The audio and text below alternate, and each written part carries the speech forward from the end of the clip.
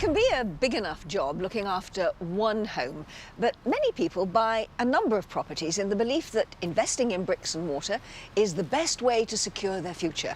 But for Tamsin Barks, it was the worst decision of her life. She joined hundreds of other people in putting her money into a business that sounded like it couldn't fail.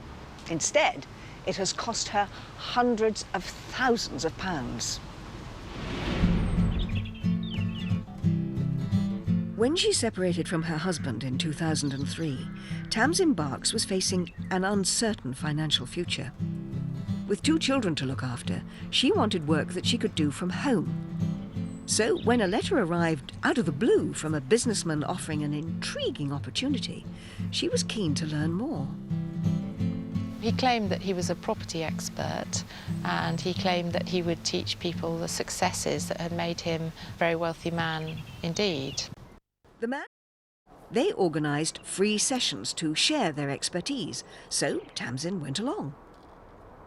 There's a lot of elderly people there who are pensioners, and they were actually saying that pensions weren't going to perform properly, and that the best thing for people to do was to put money into property.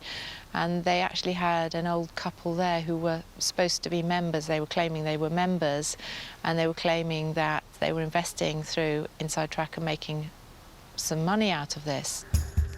Encouraged by what she'd heard, Tamsin signed up for a more detailed 2-day seminar.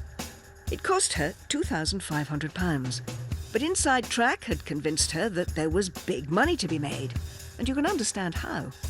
This footage is from another of their seminars.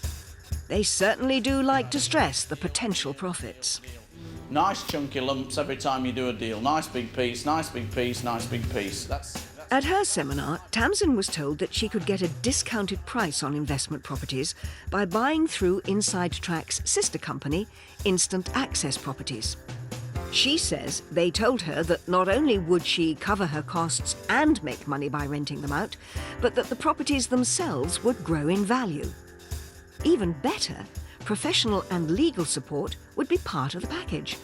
In fact, they promised they'd carefully nurse her through the whole process. In return, she'd pay them charges, membership fees and finder's fees for properties that she bought through their companies. They referred to us as armchair investors. They said that really you don't have to be a professional. We're the professionals. They were people who claimed to be property experts. They claimed to have business degrees. They claimed to have a background in estate agency, accountancy, and they said that they had many years in this game and they'd personally made money out of it. They'd also hold our hands through the whole investing process. They said, well, they had experts on the ground out in Spain, that we would be assigned a property portfolio consultant, they called them, and that everyone would look at our particular needs. Reassured by the level of support offered, Tamsin bought 7 properties in all, 3 in Florida, 2 in Spain and 2 in the UK. She got free membership because she'd bought so many, but she handed over £185,000 in deposits alone. I think the first time that I started to be a little bit wary of them is when I decided I'd bought enough properties and I knew I'd personally reached my limit, but they kept on trying to ring me up and sell me more properties. And there were other things making her wary. The company had promised thorough, independent valuations for their properties, which Tamsin says she never got. On top of that, the rental income was nowhere near what she'd been led to believe. So very quickly, instead of making money on her Florida investments, she realised she was losing it. Some months it was so bad that I was actually losing $900 a month income, and I was on my own. I was living off savings. There's no way I could afford to own a property when I was losing $900 a month on it. And her other investments were failing too. I knew that, certainly as far as I was concerned, that I'd made a loss on all 7 properties, and I thought, well, this is not just a chance. 1 property maybe not working, but all 7, it was just too much. Tamsin wondered if she should sell, But Instant Access insisted that long-term her investments should still be successful, as they said, whatever the wider economic climate. But Tamsin was now seriously worried. What I started to do was go onto the internet and get in contact with other members, and little by little I heard all these other stories, so I knew then it wasn't just me. So every member I was speaking to was saying the same.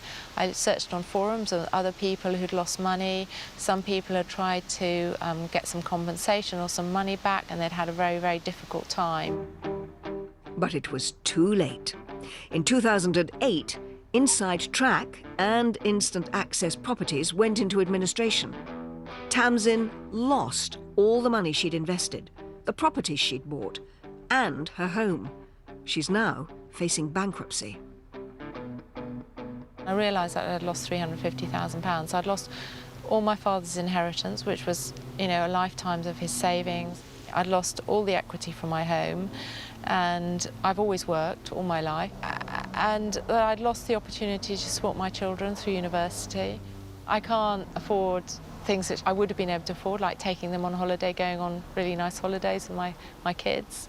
And so really I'd worked hard all my life and got really nice standard of living, and always very careful. It just makes you feel awful. And I mean, sometimes even now I worry about my future, because I have nothing left at all.